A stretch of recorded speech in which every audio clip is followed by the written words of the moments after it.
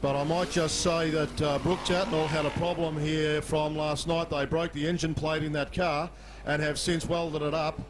And George Tatnall's father just ran into town a minute ago to get an exhaust bracket to clamp the front engine plate on the car also. So he has got his share of problems, Brooke Tatnall. He's not running the 15 car. He is only using the 15 tail tank.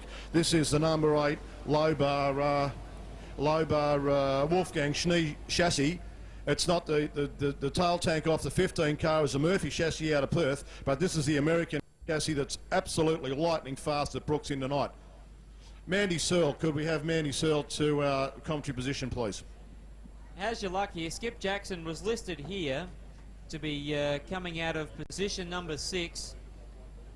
Now what has happened, Ron Donaldson in 15's elected to go to the rear, as has Mark Walsh in 22.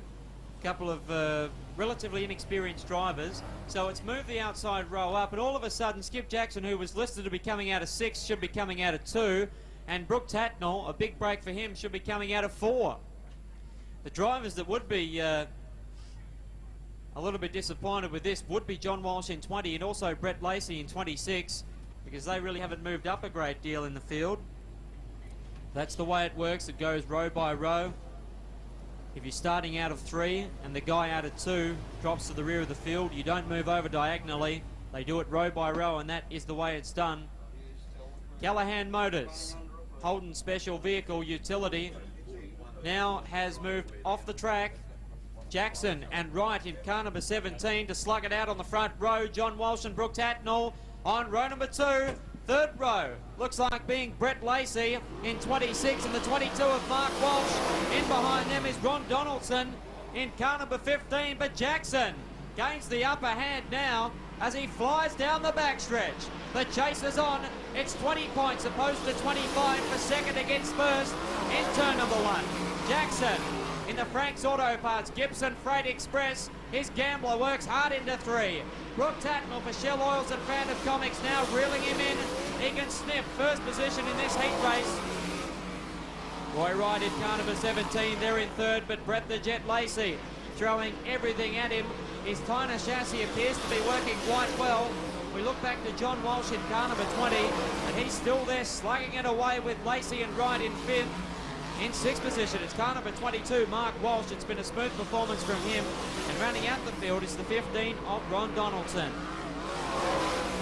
Last lap was an 11.88 from Skip Jackson. The very quick Sydney sider continuing to go on with the job. The Gibson Freight and Frank's Auto Parts really doing his sponsors proud.